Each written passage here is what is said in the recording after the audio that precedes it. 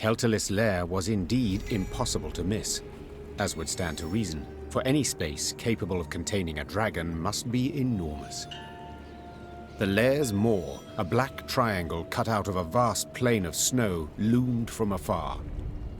Confirming the dragon's presence was the powerful odor emanating from it, one of sulfur and blood. Well then, Gascon said, ready to become a legendary dragon slayer? My father oft said, never should you count pelts till the hunt is through. Meve said, dismounting her horse. It's all the more true when you hunt dragons. He's wounded, yes, but one puff of flame, and we shall be not legends, but corpses. Leave all thoughts of foolhardy bravery behind. The Lyrians crept across the dragon's threshold. They walked single file, shields raised, watched by bats hanging from the ceiling. Keltalis lay curled up on a bed of diamonds and gold coins turned red from his blood. Seeing how he strained merely to lift his massive head, Meve knew the dragon no longer posed any threat. Come to finish what your poison began? The monster croaked hoarsely. Fine. Do it then.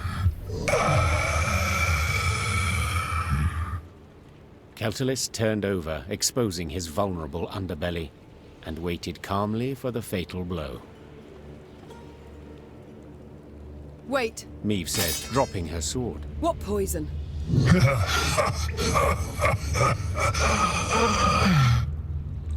Keltalis laughed while squeezing his bleeding side in pain. So they didn't tell you? Lousy munchkins. Hey! Watch your tongue! Gabor yelled. Sides, I didn't ken anything about it. Keltalis looked the Lyrians over mistrustfully with his snake-like eyes, then began to tell his tale. The caravan Meve had met on the road was different to the others. This time, Keltalis's meat had been pickled in a special brine, one spiked with poison. As the dragon lay curled up in pain, Ferenc dwarves entered his lair and smashed his legs. So if I understand correctly, Meve interrupted. you're female? Correct. Same as you. As if on command, all Lyrian eyes turned to Gabor. Can you look at me? We didn't peek under his, its tail. If I may, Reynard interjected. these revelations about Keltalis' sex are undeniably fascinating.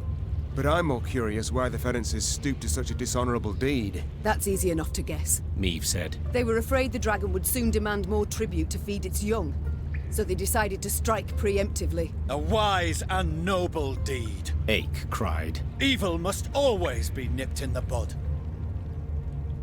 To the Ferences' misfortune, they delivered too small a dose of poison.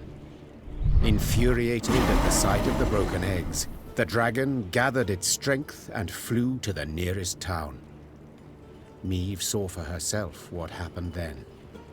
And now it was up to her to decide how this story would end. The dragon had killed dozens, perhaps even hundreds, but had been provoked first by the dwarves' heartless cruelty.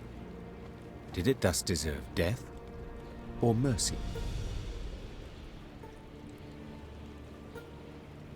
When judging my subjects, I would sometimes not know who bore the greater guilt. Said Meve. But as ruler, I had to reach a verdict, often a harsh one. The queen returned her sword to its sheath. This is not my land, Meve said. nor are these my subjects. I don't have to choose the lesser evil. Meve, Gabor hissed. Brewer will be furious. Let him.